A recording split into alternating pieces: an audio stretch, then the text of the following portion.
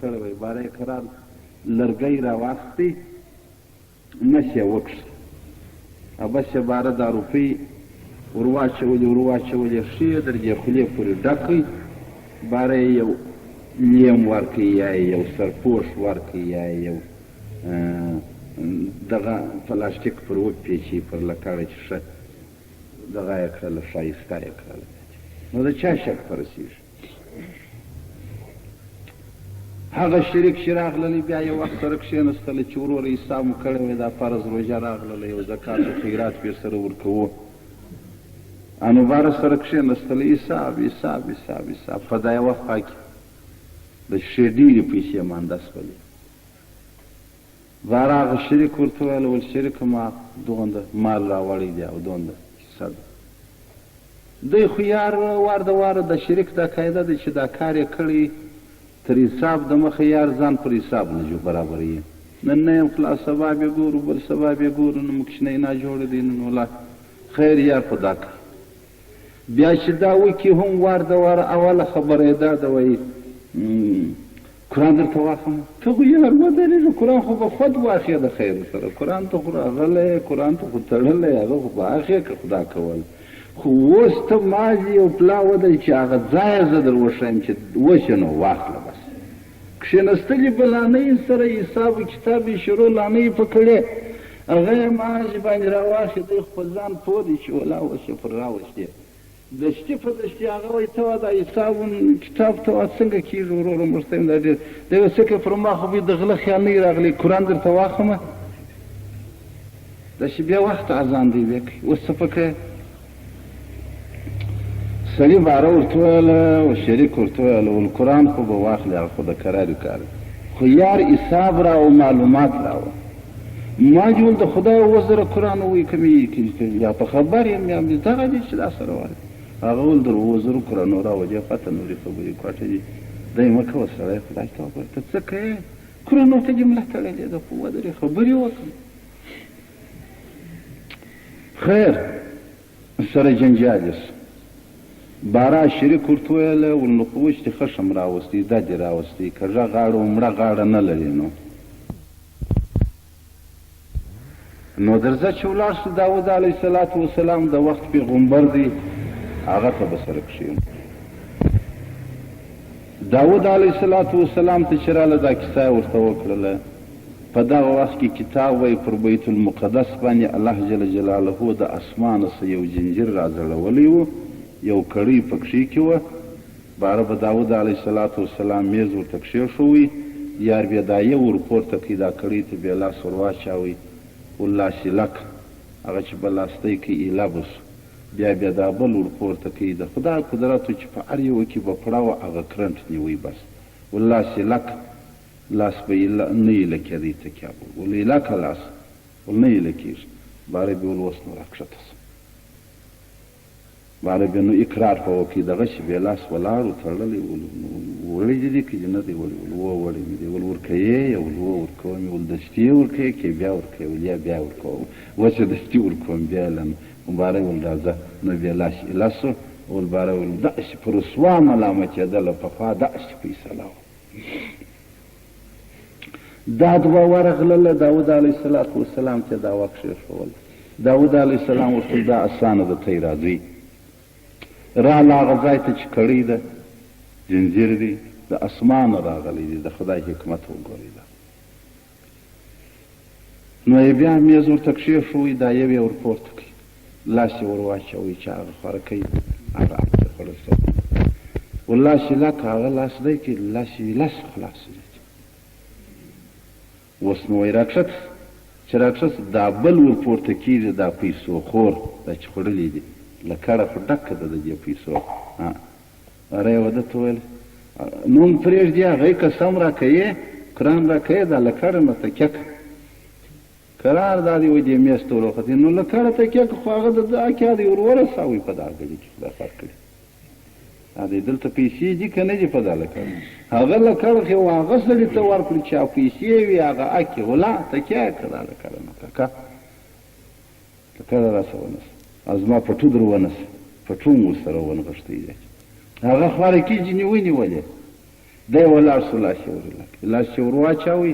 داود علیه السلام لاس یې لک دا لاس مې لاس ولې خو نن یې دی خوړلی یا نو دې رسولی دی نو بله څه کوي د جنجیر خو بیا نو نه پورته کوي بله دواړه یې لاس وله سره داود علیه السلام ورته ویل عجبه ده در اوس خو ما ته دی دعوه نه ده راغلې یو به په بندېدی بل به یې لکېدی دا څنګه دواړه یې لاس وله کتاب راوړي دي وایي دلته په دې الله جل جلاله ته التجا وکړه چې خدایه دا څنګه پېښه ده سر مې نه خلاصېږي پروردګار وایي و ملایکو ته ویله چې دا جنځیر ټول کې انسانان زما در چین تېر شوله بس زما په چین نه شي بندېدلی هیلې یې شروع کړلې چمونه یې شروع کړل مګر و داود علیه السلام چې وحي راواستولې ول دغه دک ګرده په دا لکړه کې پروت وي لکړه ماته لکړه چې داسې کړله د دې شنو لوټو پیمانه خو دا چېرې وې ظالمه دا څنګه د دې لکړې په نس کې شنې سوي دي دا چاپ چا دلته پیدا کړی دي هغه پیسې په دغه ذریعه او په دا خجالت چې راوکښلې الله جل جلاله د اسمان جنځیر ټول کې پورته کړي بیا یې وایي و داود علیه السلام ته خدای تعالی هدایت وکړي چې فیصلې ته ورکوه چې ستا پر زړه باندې حق درغلله هغه حق دی چې ستا پر زړه باطل درغلله باطل دی که چیرې خطا سولې الله الخطا دې زه پورته کوم ځکه دی پیغمبر د خدای نو دغه دی چې بیا هغه د میږو فیصله او د کښت هغې راغلې ده بیا داود علیه السلام د خپل ځانه څه فیصله کړې ده نو بله میوه د ایمان شاخله د ایمان چې په نس کې د مسلمان د دا دی چې دی به خوراک د حلالو څه کوي کوشش به د دې کوي چې حلال وخوري او ترک د حرامو به کوي لنډۍ ده داسې به نه وي چې د ده په زړه کې دا وي چې په لاس راځي هغه روا په هر چم چې راځي او چې په لاس نه راځي نو هغه ناروا ده دغه ډول نه ده یا روا ځان ته روا ده ناروا ځان ته ناروا ده مسلمان به د دې پوښتنه کوي د دې کوشش به کوي د دې به باعث وي او داسې هم نه چې داسې مروړلې معامله چې یقین ومنه هغه په ډېر تکرار د سړي سر نشي ورخلاصولی او کوشش کوي چې پر یو کنج باندې یو چوشکه ور پیدا کړي هغه یې د حلال خوا ته ورڅرموي مازي هغه یې د حلال خوا ته مازي ورڅرموي داسې ډېر وارونه یقین درته وایم زما څه د بله علمه څه خلکو پوښتنه کړي اخر یې دی راښیي وایي چې داسې نو څنګه کېږي ته دا نو روایت نه پیدا کوي بیا سړی بیا وایي چې وده چې داسې کې بیا دا یې بیا داسې راواړی پر دا لبین دلته نو څه پکې وایي روایت نه پیدا کوي دوغنده شکلونه یې کتاب نه یې راخیستي چې داسې سره واړی مګر ده یې داسې زده کړي دي چې وایي داسې کې نو بیا څه پکې وایي بیا دا ورکم هغه یې جن راوګرځوم په بدل کې بیا نو څنګه کېږي دی چې دوغنده تقریر و دوغنده ذکاوت و جراکت چې زده کړی دي مګر ګرده دې مردار راخستی دي دی یعنې د حلال دې ولې نه دی راخستی پکښې کې نو دغه که چیرې داسې و چې د مسلمان کوښښ د حلالو د مسلمان د حق څخه بیزاره و ځکه د مسلمان حق کتاب راوړي وای په ورځ د قیامت الله جل جلاله دغه انسانان راټولوي پر قیامت باندې چې دا حق العباد یې خوړلی دی د بنده حق یې خوړلی کې په زور خوړلی دی کې په ظلم خوړلی دی کې په زبردستي خوړلی دی یو هغه چې په خطا خوړه سوی رسول الله وای پورته کېږي زما د امت څه خطا په هغه ګناهګار به نه یې ځکه الله جل جلاله به داسې وکړي خدای مهربان دی چې هغه بنده به جنې راضي کړي په دغه ظلمي و په دغه زبردستي صورت سره وای خدای پاک جل جلاله په ورځ د قیامت د دغو انسانانو سره خبرې نه کوي ګر سره الله وای زما او ستی په مابین کې کار نشته سره ستی پر ذمه باندې حقوق العباد پراته دي د بنده حق چې که حج وکړې ګوره که جهاد وکړې که روژه ونسې که لمونځ وکړې که هر څه اسمانونه ونړوې په عبادت د بنده در حق خدای نه در تېرېږي بس دا یې لنډه درته کړې په ټولو کتابو کې راوړي دي وایي حاجي صاحب چې حج ته ولاړ شي داسې د ګناه صفا کېږي لکه کشنی چې تازه وزېږي نو پاک دی مګر دا یې راوړي دي وایي الا حقوق العباد غیر د بنده د حق څخه د بنده حق په اج نه بخښل کېږي د بنده حق په دا روژه نه بخښل کېږي د بنده حق په جهاد نه بخښل کېږي 100 واره دي جهاد ته ولاړ خو چې د بنده حق پر باندې هغه پر باندې ځکه بنده محتاج دی او یوه شاخله چې د هغه و نفس د انسان ته منتهي کېږي نفس د انسان ته چې ورسېدل ثمر یې چیش دی ترک الشهوات دی ډېر ادب دی د هغه فاحشاتو کارو څخه به مسلمان خپل ځان په ډېره ښه کتنه سره نو دا چې ګورئ زړه جوړ ژبه جوړ سترګې جوړې لاس جوړ پښه جوړه نس جوړ نفس جوړ دا ټوله بدن چې د ایمان پر رڼا کې تکیه پروردګار وایي وابشروا بالجنة التي كنتم توعدون زیری دې وتی ته په هغه جنت سره چې ستاسې سره یې وعده کړه سوې ده لنډه ده دا معنا ده حدیث کې راغلی دي وایي چې ورځ د قیامت شي الله جل جلاله خلق راپورته کوي د قبرو څخه ملائکې راشي و یو داسې ښایسته دسمالان پاسته ورڅخه دي چې هغه که یو دسمال دنیا ته راوباسي دنیا به د دې رڼا یا د دې خوشبویي څخه بېهوشه کې لاندوي ده دا یو دسمال دی دا یې په لاس کې دی سر او مخ د مؤمن مسلمان د قبر څخه چې راپورته کېږي په دې دسمال یې ملایکې داسې ورمسه کوي داسې پر دا مخ باندې ورتېروي هغه دسمال دی چې په دنیا یې وځړی دنیا د خوشبویي څخه په هلاکت رسوي یعنې مقصد بې صدقې او بې هوښه کوي دا معنا بیا وایي د الله جل جلاله د خوا څخه غږ پر وشي چې ای زما ملایکو تاسې ګردې خاورې د مخو د سره څه د دغه بندګانو مه څنډئ ولې الله جل جلاله وایي وایي هغه ترابې د قبر چې وي خاورې د قبر چې وي هغه یې توی سولې هغه خاورې د عبادتو د بندګۍ د دوی پر بدن باندې پر کېږي نو بیا میدان حشر ته راټول شي کتاب کې دا راوړي دي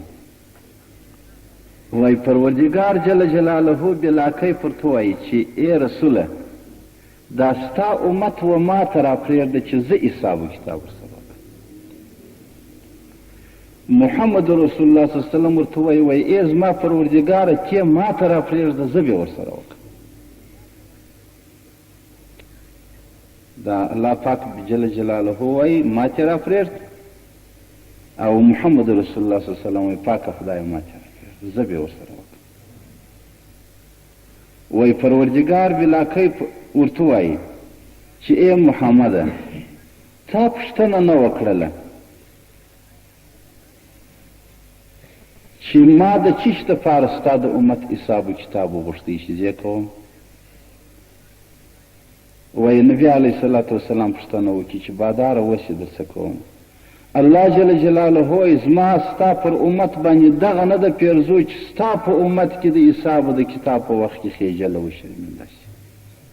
وایي خدای تعالی و محمد رسول الله ته وایي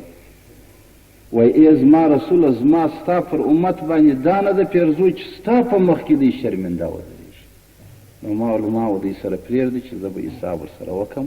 تا به نه خبروم رسول الله ورته وژاړي وایي الهي زما بیاداب پر نه ده پر پیرزو چې ستا په مخ کې شرمنده شم ما و دوی سره پرېږدم نو الله دې موږ ستاسې یقین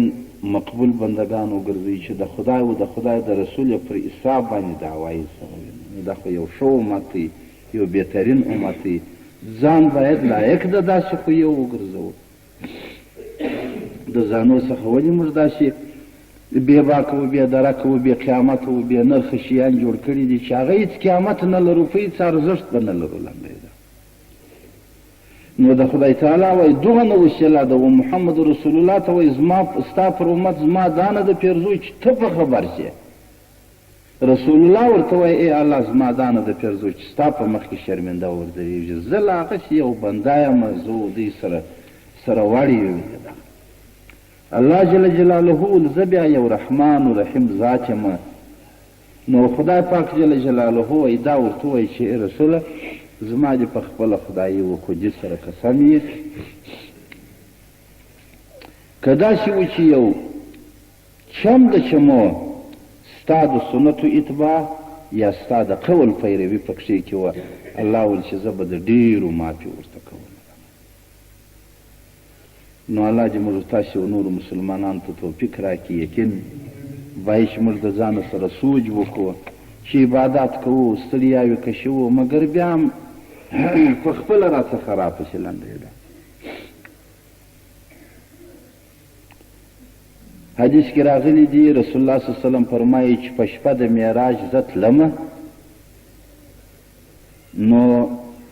د شا د خوا یو اواز راپسې وسو، ول یا محمد مر امتک ان یکرموا ثلاثه، ول ای محمد امر وکړه و امت ته دې چې عزت ورکړي و درو کسانو ته،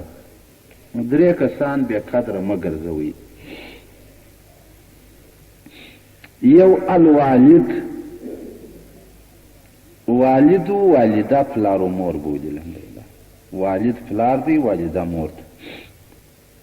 ولې و بندګانو ته ووایه و مچانو ته دې ووایه چې د مور د پلار سره قدر وکړي، احترام یې وساتئ. دعا د اولاد وای پاک خدای نه قبلوي چې د مور او د پلار دپاره دعا ونه کړي، او که یو سړی آک د مور و پلار سو خدای نه فرض قبلوي نه نفل قبلوي. که مور و پلار جنې ازار وه، مور و پلار جنې ستړي وه، بیا خدای تعالی د دغه بنده نه فرض قبلوي نه نفل قبلوي. حدیث شریف په دغه عبارت دی، علماء کرامو ته معلومه ده. نو یو به د مور د پلار سره سړی ښه کوي، حق تعالی وایي وصاحبهما بمعروف، او الله وایي ته د دوی سره مصاحبت په ښه طریقه سره وکړه. واخفض لهما جناح الذل، او دوی ته د خپل ځان د کمزوري په نظر ور یاد کړه، زورور یې مه ګرځولنډېده چې ته زورور یې، یا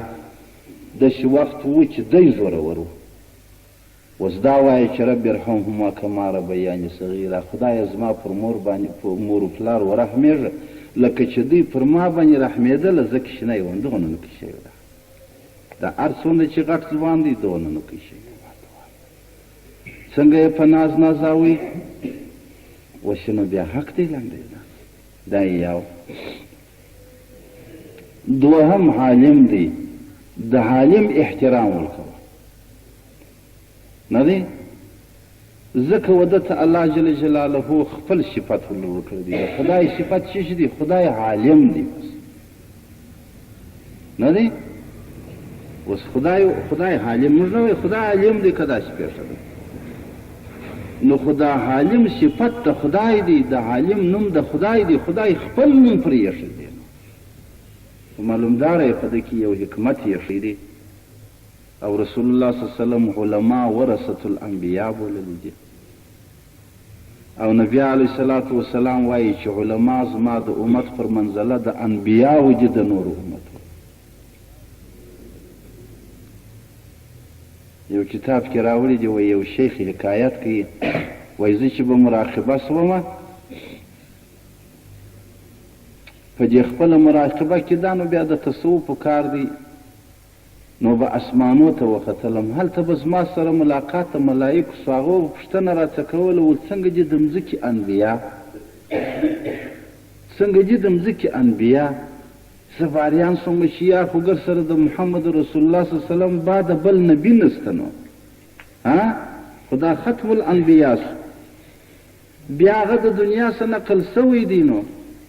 نو دوی یو نه یادوي سل یادوي، ول څنګه دي د مځکې انبیا. زه به دی په تشویش کې سوم چې دا څنګه پوښتنه ده، دا څنګه بیا ما د خپله شیخ څخه پوښتنه وکړه، ما ورته وویل صاحب ما ته په دا مراقبه کې داسې سوالونه راځي، فکر راځي، زه څنګه وکړم؟ ده راته وویله د مځکې انبیا د مځکې علما دي بس دا والملائکې په اسمانو کې په انبیاو ستایله. الله دې موږ ته هم توفیق راکړي چې په دغه نظر ورته وګورو. په دې نظر به نه ورته ګورو چې دا زما د زیرې محتاج دی، یا زما د چاندې محتاج دی، یا زما د مالیې محتاج دی، یا زما د ګولې محتاج دی، یا زما د زکات زما د کپړې محتاج دی. یا دا محتاج ولې دی و دا چې سړی نه کوي چې ګوډ نه دی، شوټ نه دی، ړوند نه دی، کوڼ نه دی، او محتاج دی ولې؟ نو دا خو دا معلومه ده چې دغه محتاج یې ځان ګرځولی دی، د دغو شیانو دپاره یې نه دی ګرځولی، دا یې د دغه الله د کلام دپاره ګرځولی دی. کنې دا شیان خو بیخي رسېږي. نو دا معلومه ده چې دا محتاج یې ځان ګرځولی دی، دا یې د خدای د کلام دپاره ځان محتاج ګرځولی دی، چې دا د خدای کلام د خدای جارچي سمه، دا د خدای و مخلوق چې ور ورسوله. که نه نو چې سړی په سترګو جوړي، په لاس روی، په پښو جوړي، دا نو ولې بیا ځان محتاج وګرځي؟ دغه دومره دنیا ته چې پر یو باډر ورکوي و دغه یوه انسان چې نو نه ورکوي، نو نعوذ بالله کې نه ورکول خو دغه خدای بیا نه ورکوي، نو بیا چې دلوږي مړ شي نو څه دي؟ نو دا معلومه ده چې انسان د اقرار دا سوچ وکړي چې علما ورثة الانبیا دي او فخر د مخلوق دي، او د انبیاو په نامه سره رسول الله یاد کړي دي، د انبیاو په نومو یې ملائک په اسمانو کې یادوي. دا معلومه ده چې دا یو قدردانه ډله ده، یو قدردانه طایفه ده. موږ باید چې د دوی در قدم لاندې خپل یې مه کښېږدو. یقین درته وایم ته به د علماو څه اورېدلي وه، یو څوک چې په طلب کې د علم یې ملایکې دا خپل وزرونه ورته غوړوي. نو موږ هم باید دا خپل یمه د دوی و قدم ته کښېږدو. په یو داسې حقیره سترګه یو حدیث راغلی دی د یو روایت، نورالانوار کتاب یې بولي د اصولو په هغه کې داسې راوړي دي. رسول الله وایي ګورئ من لم یرحم صغیرنا ولم یوقر کبیرنا ولم یبجل عالمینا فلیس منا. رسول الله وایي که چیرې داسې و چې مشرانو پر کشرانو شفقت نه درلودی، کشرانو بیا د مشرانو عزت نه درلودی، او دا نورو عوامو خلکو قدر د عالم نه درلودی، فلیس منا رسول الله وایي زما د امت څخه. دا هم یو روایت راغلی دی. عام طور حدیث پر دغه باندې دی چې من لم یرحم صغیرنا ولم یوقر کبیرنا، مګر یو روایت یې داسې هم راغلی دی چې ولم یبجل عالمینا، یا به شاید دا د دې مصنف کلمه یې چې ورسره ایښې ده. خو دا یو قدردانه کلمه ده، په دغه ارزښت لري چې قدر د علماو نه و، الله پاک و هغه امت ته قدر نه ورکوي. ولې خدای وایي زما صفت ته دې قدر نه دی ورکړی، زما و نامت ته دې قدر نه دی ورکړی، نو زه و تا ته ای امت الله وایي قدر نه درکوم. دریم و حامل القرآن دی. ګوره د قرآن کې ترجمه ده، کې حفظ دی، کې قرأت دی، کې فقاهت دی، دا ټول حامل القرآن دی. یعنی پر اوږو یې د خدای قرآن دله رابار کړی دی. موسی علیه السلام د کوه طور څخه پر اوږه د خدای تورات راخستی، امت یې کېښود.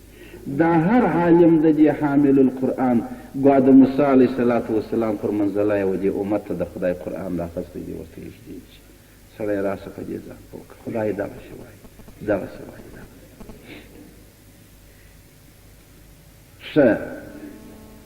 دا په شپه د معراج پر نبي علیه السلام باندې دا ناره سوې ده چې امت ته دې ووایي چې دغه 3 طایفې وساتئ ویې پالئ. ولې؟ تاسې ګورئ د حدیث دی باره به نو دعا کوو الله دې توفیق راکړي. دا یې ورته وویله حق تعالی جل جلاله فإن غضبي يشتد على من يغضبهم. خدای تعالی ول زما غضب سخت راځي پر هغه چا باندې چې دغه انسانان په غضب کې په خښنګ کې دغه انسانان په غضب کړله، الله ول پر هغه امت پر هغه وخت باندې زما غضب سخت کېږي. یا محمد هم اهلی ول پوک امت چې الله وایي دا زما هغه نږدې قریبان دي په رحمت سره په شفقت سره. ګورئ لولا لهلکت الدنیا الله وایي ورته ووایه دې انسانانو ته و اولاده چې د مور و پلار در ویې خورې که دی کمزوری دی ته زورور یې هم نه دی او امید چې د حالم در ویې خورې قرآن چې دې نه دی زده د قرآن والا در ویې خورې پروردګار ول که دغه انسانان په دنیا کې نه وی لهلکت دنیا و من علیها ما به دنیا و ټوله ما پېها هلاکه کړې وای دا کاسه به مې خدای وایي چپه کړې وای.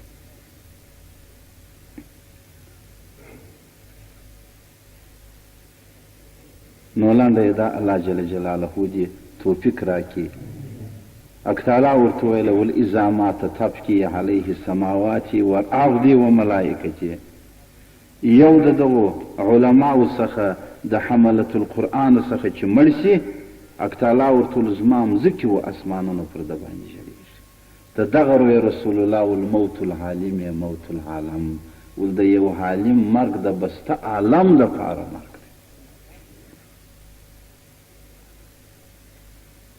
نو دا الله دې توفیق مړو تاسې و نورو مسلمانانو ته راکړي. دا یو غټ غټ نعمتونه یو غټې غټې هستۍ دي چې موږ ته الله پاک راکړي دي. د زړه درته وایم علم د خدای هستي ده، قرآن د خدای هستي ده، سنت د محمد رسول الله یو هستي ده، علما یو هستي ده، دا حافظان و قاریان د قرآن دا یو هستي ده، طالبان د دې علم دین دا یو هستي ده. دا هستۍ باید چې موږ په نیستۍ نه کو بدلې د دغه هستۍ په شکر سره بدلې کو. الله بیا وعده کړې ده چې ولئن شکرتم لازیدنکم زه به پر تی باندې نور رحمت وکړم نور رحمت به وکړم او ولئن کفرتم ان عذابي لشدید. خدای وایي که مو بیا زما د نعمتو کفران وکړي بیا به دا نعمت درته ځي سخت عذاب به د دې په مقابل راځي. الله مو دې وساتي د سخت عذاب څخه. الله دې مو د رحمت و د شفقت لایقان وګرځوي. الحمدلله رب العالمین والصلاة والسلام على خير خلقه محمد وعلى آله وأصحابه وأتباعه أجمعين. اللهم أحسن عاقبتنا في الأمور كلها وأجرنا من خزي الدنيا وعذاب الآخرة. اللهم افتح علينا أبواب رحمتك وخزائن علمك وفضلك وإحسانك. وصلى الله تعالى على خير خلقه محمد وعلى آله وأصحابه وأتباعه. يا أيها الإنسان ما غرك بربك الكريم الذي خلقك فسواك فعدلك في أي صورة ما شاء ركبك. كلا بل تكذبون بالدين وإن عليكم لحافظين كرام كاتبين يعلمون ما تفعلون. صدق الله العلي العظيم. فدغه آیات مبارک کې اکثر الله جل جلاله دوه غټ مضمونه و انسانانو ته ښکاره کوي. یو مضمون د دې الله جل جلاله ښکاره کوي چې انسان چا پیدا کړی دی، د چی څه پیدا سوی دی، د څه دپاره پیدا سوی دی، در کومه وخته پورې پیدا دی. یو حکمت ګواه الله جل جلاله په دې آیات کریم کې دا ښکاره کوي چې د انسان د تخلیق بیان دی، د انسان د جوړ بیان دی. ځکه هغه حدیث شریف راغلی دی رسول الله صلی الله علیه وسلم من حرف النفس فقد حرف الله. اوس د انسان څخه تقریبا د خپل ځان ورک دی، هغه اصلي ماډل د ده چې دی هغه ځینې ورک دی، هغه نیټه او موده چې الله جل جلاله د ده د تخلیق دپاره ایښې ده هغه ځینې ورکه ده. کارونه په دنیا کې د ابد په نیت کوي لنډه ده، کارونه چې په دنیا کې کوي د ابد په نیت یې کوي، لکه دی چې بیا مرګ نه لري، زوی یې بیا یې مرګ نه لري، هغه نمسی یې بیا مرګ نه لري، هغه کړوسی و کوسی یې بیا مرګ نه لري، کارونه داسې کوي. نو الله جل جلاله ګواوی انسان ته د انسان ځان وښیي. نو رسول الله صلی الله علیه وسلم وایي من عرف النفس فقد عرف الله. وایي که چا ځان وپېژندی هغه خدای وپېژندی. بس د خپل ځان که دې وپېژندی یو خدا معنا ده چې زه یم، دا مې یو پېژندنه ده. هغه متل دی ول که تا ول زه یم ما ول زه یم نه به زه یم نه به ته یې، زه بیا هم زه یم. او که تا ول ته یې ما ول ته یې هم به ته یې هم به زه یم. بس دا م یو معرفت دی چې سړی ځان په ځې وپېژني چې زه یم. داسې نه وایي خدای تعالی. خدای تعالی وایي ته ځان په بندګي و، په عبدیت و، په غلامي و، په اطاعت سره وپېژنه. چا پیدا کړی، څنګه یې پیدا کړی، د چیش دپاره یې پیدا کړی، در کومه وخته پورې پیدا کړی. ته د خپل تاریخ د اول و د آخر وګوره. لنډی ده دا آیات کریم په قرآن شریف کې شته. ومنها خلقناکم. خدای وایي د دغه خاورو څخه مې پیدا کړلاست. د دې څه دا معلومه ده چې د زرو، د سوناو، د یاقوتو، د زمرودو، د بربرو، د مرمرو خرې نه و. لنډی دا موږ ومنها خلقناکم. د دغه خاورو څخه مې خدای وایي پیدا کړلې. اول تاریخ دې خاورې دي. لنډی دا آیات شریف دی. ښه چې پیدا سوم نو بیا به یم تر کومه وخت. پروردګار وایي وفیها نعیدکم. برته دې دا خاورو ته راګرځوم چې په دا خبر. یو مرغمی چې د زالګۍ سوال چې ستا در شا بیا زالګۍ خرابه شوله ته جګر جالته ګرځه. داسې نه ده. خدای تعالی وایي ته د بري په شان یې چې لوړه تللې برته به مرکز ته راځي. هر څومره چې لوړه وغورځوې ډبره اخر و خپل مرکز ته را روانه ده. لنډی ده وفیها نعیدکم. خدای وایي و دغه مځکې ته دې برته راګرځوم. مځکه وې مځکه بس یې. ښه نو چې مړ سوم ښه سو، نو خوا دی پړ سو خلاص. خدای تعالی وایي پر دا غم نه ده خلاصه. ومنها نخرجکم تارة اخرى. برته دې بیا پس تر یو څه مودې راپورته کومه. ستا د دې تېرې زندګۍ و، د دې تېر ژوند و، د دې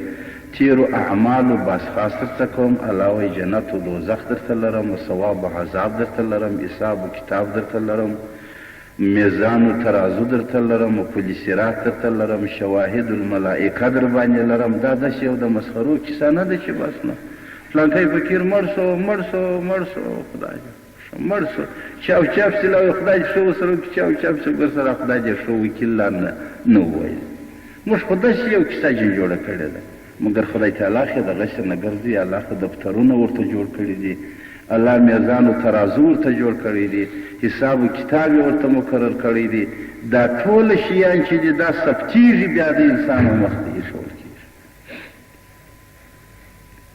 نو په دغه معنا نبي علیه الصلاة وسلام وایي من عرف النفس فقد عرف الله. که دې ځان وپېژندی نو دې خدای وپېژندی.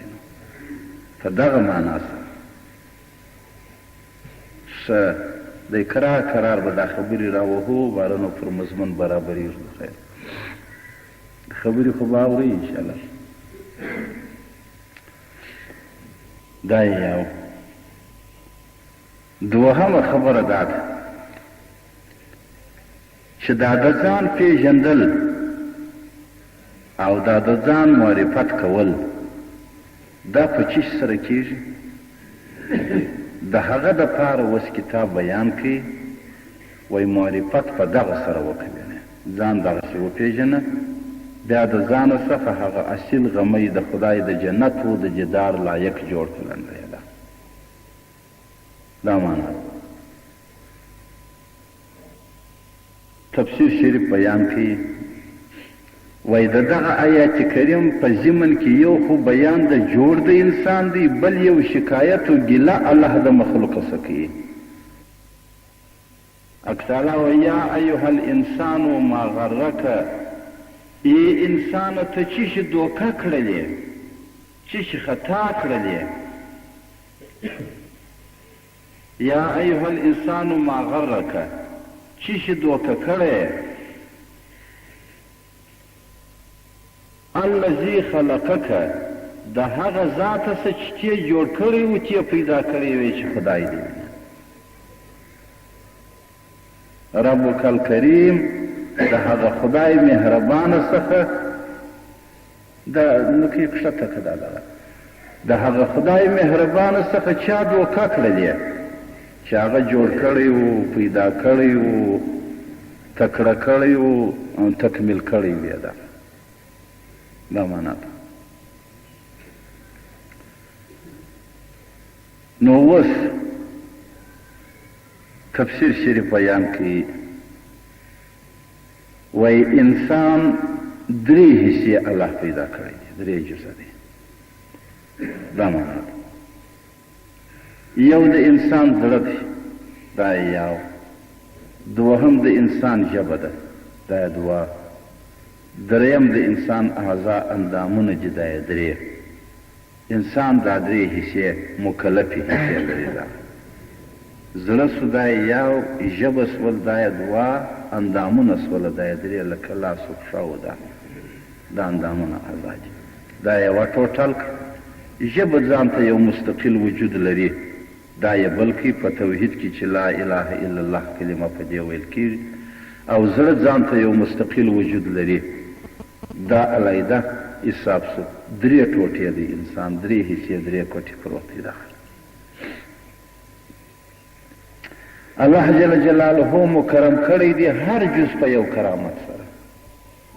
هر جز یې جلا جلا یو خدمت یې ښه دی چې دغه بستایي دغه بستایي دغه بستایي کوټې کوټې کړی دی انسان و هرې کوټې ته د انسان یې یو خدمت یې ښه دی چې په دغه ځان لګیا کړه بیا نو ځان پیوند کړه بیا نو ځان جوړ کړه وزړه ته الله جل جلاله وایي خپل معرفت و توحید کښېښوی الله ویل بل هېڅ کار پر دنیا مه کوه ما وپېژنه بس چې زه څوک یم څومره لوی معرفت یقین داسې قرار پام ورته وکړي وزړه ته پروردګار جل جلاله هېڅ خدمت نه ور وفرمایل ویل مه د رزق چرتونه وه مه د ډېرښت چرتونه وه مه د پیسو چرتونه وه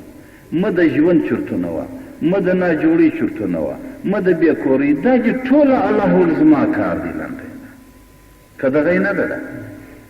و کوم یې ورته خدای ویلي چې دا ستا کار دی دا به ته کوې زما د فضل پاتې شو یا هغه خو اکتالا وایي وما من دابة فی الارض الا علی الله رزقها پروردګار وایي د هر زنده ضامن زه یم او کتاب کې راوړي دي وایي یو ښه سړی و د یو ولي پر ځای باندې ناست و یو میږی و دا شین واښه یې په خوله کې و د دا ولي پر ځای باندې دی یې بستل دورې وزغلې دورې وزغلې د ده پکې پام شو باره وایي د دې اوبو څه ادب دی یو چنګوښه راپورته شوله د دې ولې وژۍ ته داسې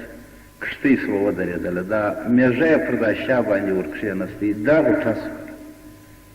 د ده پکې پام دی تللې وه تللې وه یو وخت بعد راپورته شوله هغه میږي په خوله کې هغه شین واښه نسته بیا وژۍ ته ودرېدل میږی جلا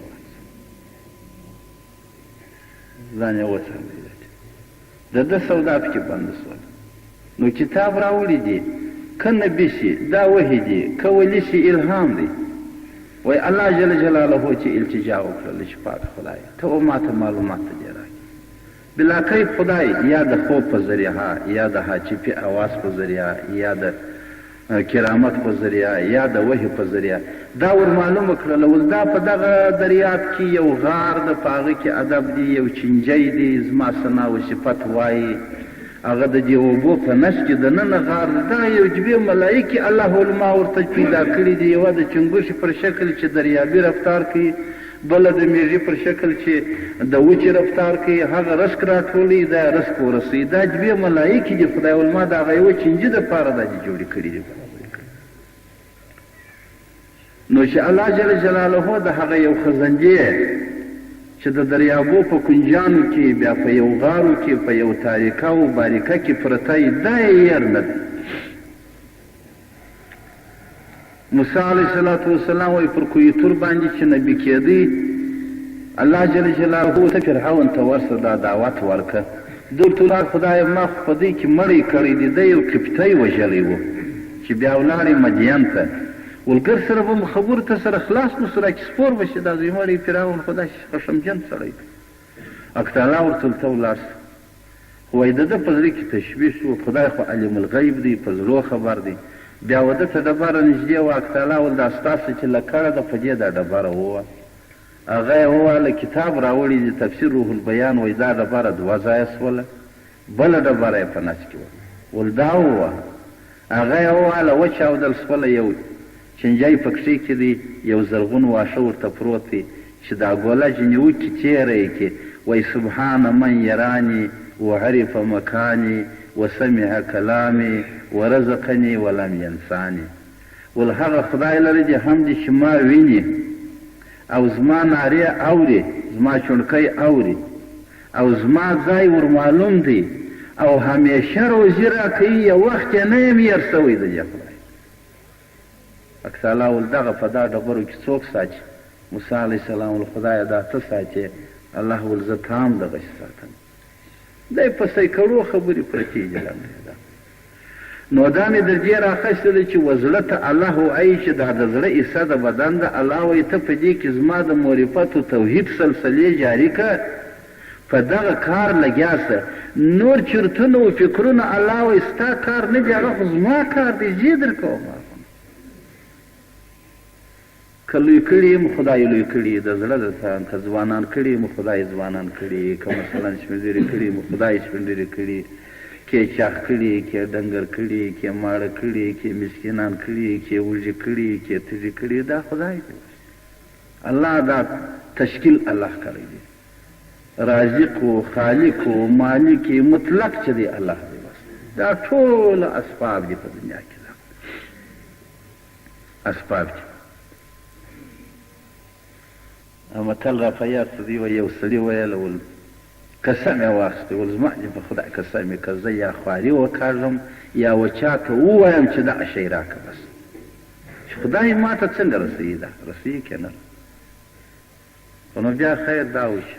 یوه ورځ یې په لوږه تېره کړه، لکه دا زموږ چې روژه یې ماښام شی مه کره، خو سبا به در سره باره کوڅه کې ولاړې ډبرې به یو د بله سره غورځي، لیونیان راسه جوړېږي. بس خیر. خو نو دا شپه یې تېره کول، سهار شو، بس فکر یې وکړي چې چا ته خو هم نه وایم او څوک په خبر هم نه دي. نو یې دا فکر وکړي د څه سایه یې شروع کړه چې د دې ماجد ماجد کیل ته ورسي، څوک به دې وویني. هغه ماجد ته سارا ماجد ته دی چې ورغلی په ماجد ته ننوتی. پخوا کستی په دا د سارا مشتان تاریک مشتان ګم و تیاره به سړی پکې بیرېدی، یوازې دی پکې کښېنستی یو کنج ته. دا د یو سړي ولیدی، باره یې زوی ته یو کنجي و ډوډۍ ورکړل، دا ور مېلمه په دا ماجد کې. هغه چې رالی د کښېنې خو بیرېږي چې داسې یې وکتل ماجد کې څوک نه معلومېږي، دی په هغه سر کې ناست برته رالیکل. ول نه و هغه بابا. هغه ول څنګه نه و، خو دا جو وه خو اوس وننوتی، پیری خو نه و، خو انسان ورې و. ده ولیدی غږ نه کوي. دومه پلا بیا هغه هلک فرض که دا کنجي و ډوډۍ راوړه، بیا چې ماجد کې داسې ودرېدی چې واتوی به دې سړي فکر وکړي چې بیا یې نه ولیدلې، بیا یې درسه یوړې، باره یې داسې غاړې تازه کړې، میده غاړې یې تازه کړه. هلک پام سو چې وایي هغې ناست ډوډۍ و کنجي یې ورته کښېښول. د چې وخوړله طبیعت یې برابر سو. باره یې ویل بېشکه خدای رازق خو ته یې، روزي خو ته رسوې، خو یو نری ټوخی زما د خوا غوښت غواړي چې په پسې وګرځي. نو داسې هم نه چې سړی ګر سره لاس و پښې وتړي وینې، وایي ملا صاحب نصیحت وکړي ته وده زه په دا ملا صاحب تجربه کوم یا په دې داسې نه ده، عالم اسباب دی. خو زړه ته یې وایي مه کوه، زړه ته وایي دا ستا کار نه دی چې په دې کې د حسد و کین و بغض و تصور و تصدیق و کلیات و جزیات ټوله په دې کې ونړېږي، برهم شي پکښې کې، داسې مه کوه. نو زړه ته خدای خپل معرفت و توحید یې ښی دی چې په دې کې به تصدیق د خدای د خدایي، تصدیق د لا اله الا الله او تصدیق د محمد رسول الله راولي. دا بنیاد به دې دلته پروت وي. زړه دا و ژبې ته یې کوم خدمت یې ښی دی و یو اقرار د بندګۍ دی یو اظهار د بندګۍ دی دا اظهار د بندګۍ چې دی دا په محمد رسول الله سره کړی کېږي یعنی چې دا ژبه ووایي چې لا اله الا الله محمد نو وجې چې کلمه د شهادت او ذکر د الله جل جلاله ورته مقرر کړی دی ژبې ته وایي ته په دې غیبت و مثلا بهتان و درواغ و چم و قسم و دا شیان پرېږده دا او اندامونه یې چې شي دا اندامات صلات و صوم و حج و څه عبادات چې دي دا ټوله بدني دي الله وجه بدن ته ایښي دي چې ته به په دا بدن لګیا کوې لمونځ دی هم بدني عبادت دی روژه ده هم بدني عبادت